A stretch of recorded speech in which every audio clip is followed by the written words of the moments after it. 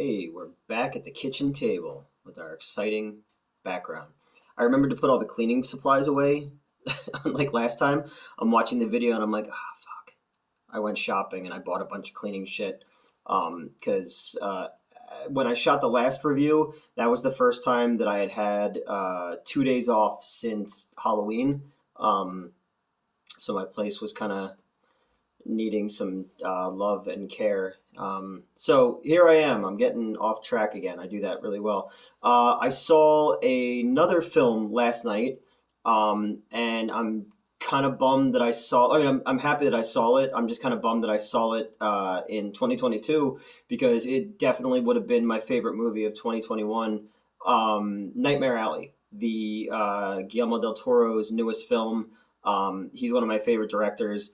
I think I've seen every one of his movies in theaters since probably Mimic. Um, not a huge fan of what was the one with the robots? Pacific Rim.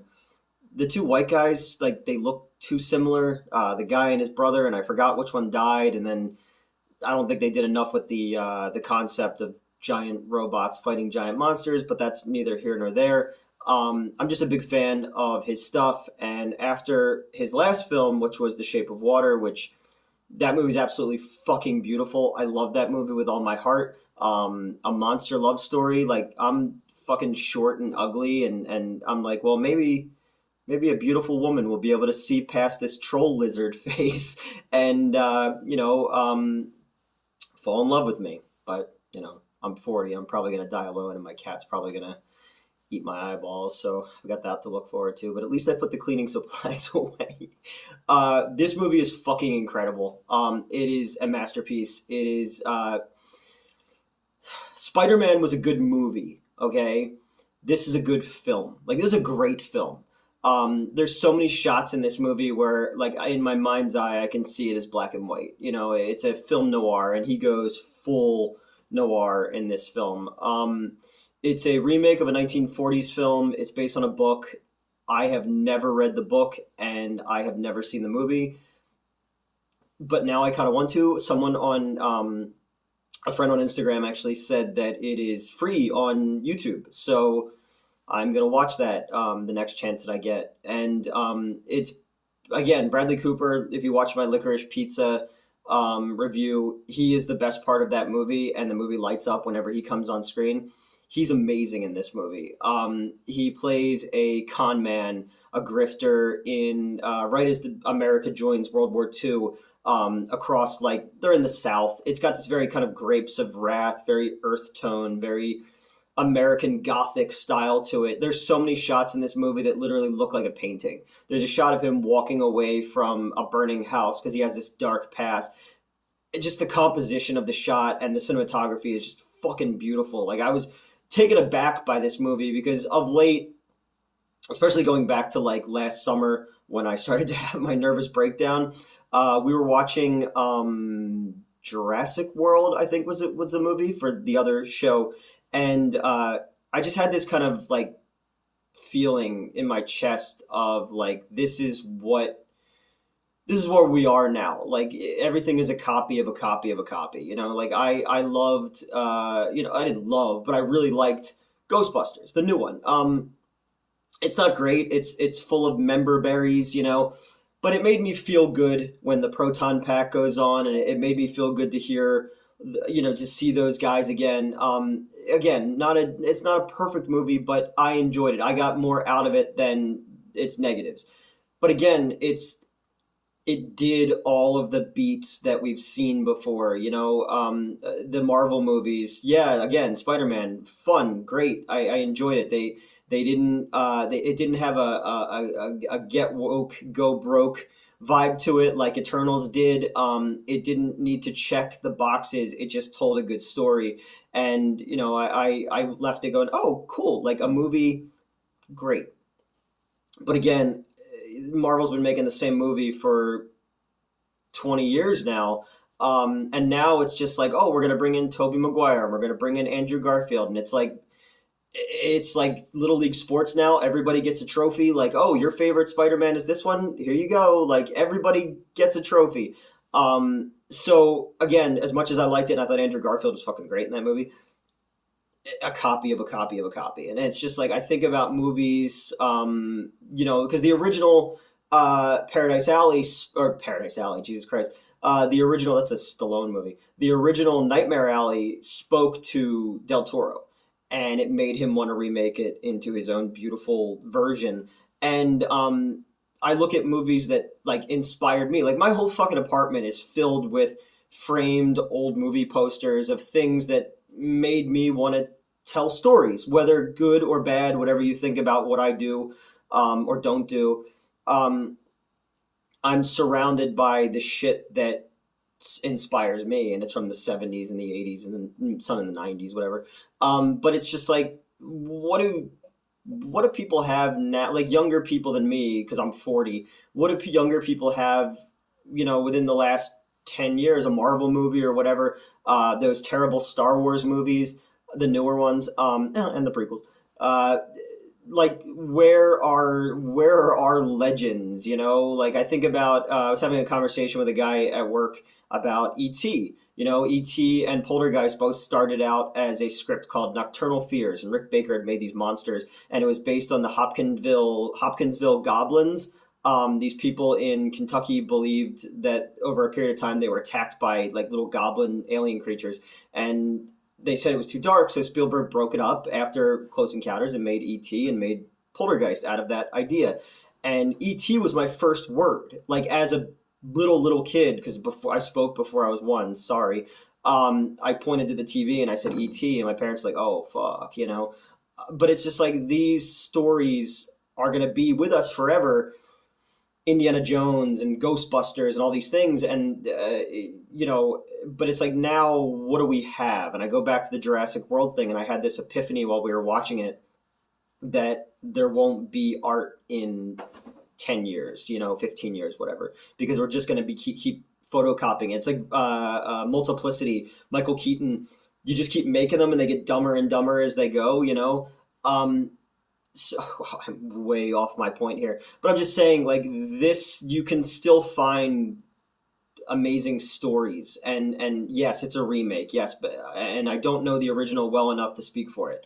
But it's like this, the way this was made was just so beautiful that it really made me like go, oh, okay, there are still people out there telling stories, and it made me like feel good, you know. Again, Bradley Cooper is a grifter, a con man. I'm way in the weeds now, so I got to get back to the story. He's a grifter. He's a con man. He's moving to the South. He winds up joining up with this traveling carnival, and I've always had a thing for. I've always been fascinated by like freak shows. I guess you can't probably can't say freak show anymore. I don't edit, so that's staying in. It's probably not PC. But like the idea of the traveling carnival and the sideshow, and like Toby Hooper's Funhouse, is some of my favorite set design ever in a movie. I just love the look of it. There was even that American Horror Story season that was all about like the freak shows.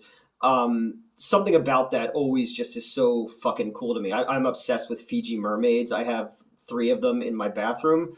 It's just something that I've always been fascinated with, is like the sideshow stuff. But also when I was a kid, they used to have the New Jersey State Fair, and I was like really little, and it was in Cherry Hill, New Jersey, at the racetrack. And they had this thing where it was the headless woman, and she was still alive, and it was all done with like mirrors, and it looked like she didn't have a head. And I remember that like fucked my head up as a little kid. Like first off, my parents took me there. We're gonna go on the rides and all that kind of stuff. And then like you see the cow with like two fucking faces, and then you see this I don't know, it's an illusion, and I was like messed up by it for a while. Like I still remember it to this day. Uh, because it was like it was just fucked up. And it probably put something in my head. I probably should talk to my therapist about it, about that whole thing. But the first 10 minutes of this movie has a geek who bites the head off of a chicken in the movie, and then gets loose and runs into this fun house. And the fun house is absolutely amazing looking. The fucking, I think after the troll market in Hellboy 2, it's my favorite Del Toro set. it's just gorgeous. It looks like a fucking Tim Burton's wet dream. You know, I want to fucking live there. Uh, and you spend time with all these characters. Ron Perlman is there, and Willem Dafoe is great in it, just like in Spider Man. You know, Willem Dafoe is great when you just let him Willem Dafoe. You know, just let him Dafoe it the fuck up. You know, and he's really really good in it, and he's telling uh, Bradley Cooper about how you make a gimp, you know, and that's where Nightmare Alley comes in, which is not Fear Street. I When Fear Street came out, I got confused, and I was just like, oh, that the Del Toro thing is a young adult novel because Del Toro produced Scary Stories to Tell in the Dark with the director of the Autopsy of Jane Doe, and I thought that he was adapting another young adult novel in that R.L. Stein world, and I was wrong. So you know, when I saw the trailer, I was like, oh, this is not that. We watched Fear Street on the Netflix. Okay, yeah, all right. I'm like, wait, I know I saw Fear Street. Which one was that? It was the one that took place in the different time periods. My brain, man. I just got home from work and I'm trying to do this real quick. And I'm already 11 minutes in, so I'm just fucking staggering. You know, Toni Collette is great in it. I was thinking about her because you know how your mind goes to like you see an actor and you remember like the one role that boom, that's where it goes to. Uh, for some reason, when I thought of Toni Collette, and yeah, she's won an Academy Award for The Sixth Sense and fucking Hereditary and all these great things, my brain automatically went to the Samuel L. Jackson Shaft movie for some reason. I'm like, I need to sleep more. Um, yeah, and she's a psychic, she's a medium, but throughout the movie, you're in this world and you're getting you're seeing behind the curtain. You're seeing how the trick is done, how the marks are made, because everyone is being grifted, no matter where you are in life, and that's kind of the plot of this movie. Is even though you see how it works, people want to believe, people want that, so it draws us in, and then in all different walks of life, people find your tells, you know, and then they use that against you for being the psychic thing and all that. So it's so interesting, and then you spend time with these characters, Ron Perlman and Willem Dafoe, and you're just hanging out with them, and you're just having them. They're just talking, and they're even in little doses. You're getting so much of this world of this sideshow, and it's just so. Fuck it, I love this movie. I really, really love this movie. You see Bradley Cooper's dick in it, which I didn't expect. You know, it reminded me of when 28 Days Later came out. Cillian Murphy hangs dong in that movie. And my old manager, when I was at Regal, and I were talking about how if a movie has dick in it, it's usually a good movie. Go back and look. I don't make these rules, man. You know, I'm just like, if a movie's got dick in it, it's a good movie. That's why I write myself into everything I make, because I'm the biggest dick I know. So, my cat. Um, yeah. So yeah, you see his dick in it, which you know is a thing. And then he basically finds his calling as a mentalist. That was a TV show with the dude from Land of the Dead. I just rewatched that a couple nights ago. It's still not good. And he kind of leaves the sideshow and takes it to the city. And then this other thing that's in the movie that's so cool. I'm saying cool a lot. Sorry, I got to write notes for these things. I keep saying that, but I never do. And I moved the camera. I wanted to sit at my kitchen table, but I wanted to sit in a different angle where I look a little bit less like awful. Again, that's why I love The Shape of Water, because maybe I could be a beautiful fish man one day. Um, he goes to the city, and then the film goes from this kind of very earth tone, very soft edged, you know, even like Bradley Cooper's kind of frumpier in it, and everyone is wearing like billowy clothes, to the city where it becomes Art Deco, and everything all of a sudden becomes very straight lines, and you know, even the actors, like he becomes a bit more thin and like chiseled, and then you meet Kate Blanchett, who, I mean, she fits into this world as a noir dame to kill for so fucking well, it's crazy. And even her like features, she's very statuesque. She's her very cold, very straight lines. Um, and she is a psychiatrist. to very wealthy, very powerful industrialists, and they come to see his show. With he and Rooney Mara ran away to the city, and he said he's going to give her the world. But over a while, he starts to believe his own hype, and this is what Tony Collette warns him about: is don't no man should have that kind of power. No man should believe that they have all that. That they keep calling it the spook show. Don't go into that world, and they do, and they it starts to create a fraction between him and Rooney Mara, and it starts to draw him into Kate Blanchett's world, where she's giving him information about these powerful men so that he can use it to make them believe that he speaks to the dead and whatnot. Mary Steenburgen's in it, who's awesome. I always love seeing her and stuff.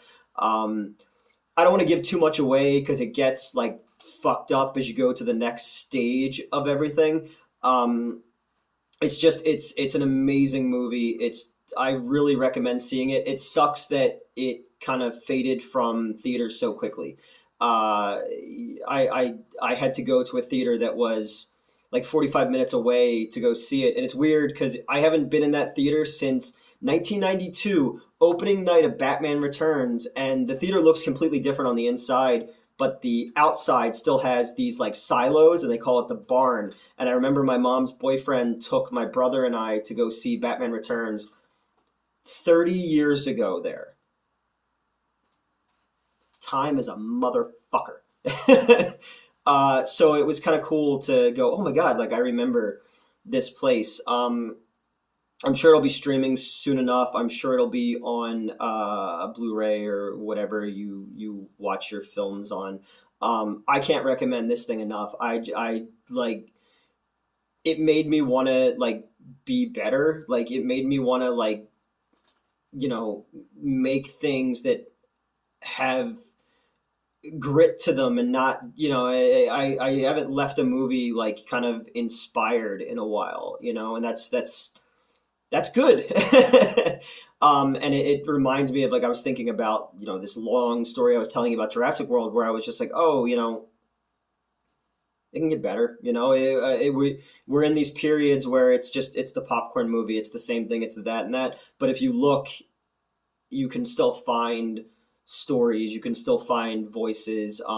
So I really, really dug this, and I'm sorry if I rambled too much, and I'm sorry if I went in a million different directions. I don't want to give away anything other than this movie has one of the most fucked up endings you'll see in a movie in a long time, and it's not like overt because you kind of see it coming early in the movie when they tell you this information, but when you get there at the end, it's just it's a kick in the taint. So please go check this movie out if you get a chance to. If you did see it already, I'd love to know what you thought of it. I really, really, really, really, really, really liked it. And I liked Licorice Pizza. I thought it meandered too much.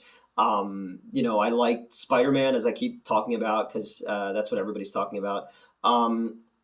Yeah, I know that they just pushed Morbius back again because of COVID. Scream 5 is coming up. I don't remember much of Scream 4. I know I saw it in the theater, but I just don't remember much of it. So maybe I'll rewatch that one. Did you know that Scream was originally called Scary Movie? Little newt fact for you there. So yeah, if you like this, if you saw it, if you're gonna see it, leave me a comment below. I'd love to know what you thought of it. What's your favorite Del Toro movie? Shape of Water and Hellboy 2 are probably my two favorite of his films, but even this movie's got shades of like The Devil's Backbone in it because it's got like the pickled punks, like the baby fetuses in jars. So it's cool. There's even like a Crimson Peak callback in this movie too. So yeah, like, share, and subscribe. And I'm glad people like me talking about movies again. It made me feel really, really good to hear people say they were excited to hear my opinions again. And I get self-conscious because I want to give people something that they're not going to get elsewhere, or and so I always I want to be somebody you go, oh, let's hear what that guy thinks. So thank you to everyone who said nice things about the last ones that I've done. I wanted to do something a bit more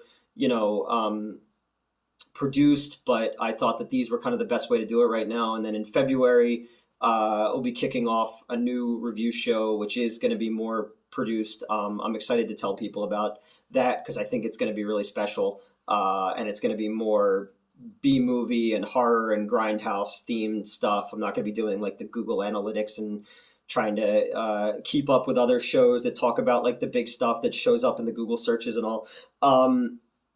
The comic book Florida Man Saves Christmas will be the first issue will be debuting at the Atlantic City HorrorCon, NJ HorrorCon, I believe, in April. It is done. It's been done for a while. The person who is producing it wanted some changes, so some people went back to make some changes, and I updated some stuff in the script. And yes, I know how long it takes to make a comic book, and I put a lot of my own time and effort and stuff into it. And I've just been very lucky to find people who really, really thought this was the most unique idea they've heard in a while and wanted to help me get it out there. And then we'll probably do a Kickstarter or something for the rest of them. I've never done a crowdfund before. I used to run a movie theater in Wayne, PA, and they did a Save the Anthony Wayne campaign, and I wrote and shot the video for it, and I helped them put the website together. And there's my cat behind me. I don't know, she's in the sink. And the owner of the company took care of that. So I've seen some people saying that I grifted. I'm no Bradley Cooper. Nobody ever wants to see my dick in a movie. Someone else handled all of that stuff, and I just shot the video. And I know that when they didn't make the money that they thought they were going to, and the theater closed, everyone was paid back. I can assure you that everyone was paid back because I put $500 in, and I was the last person to get paid back, and I needed that money.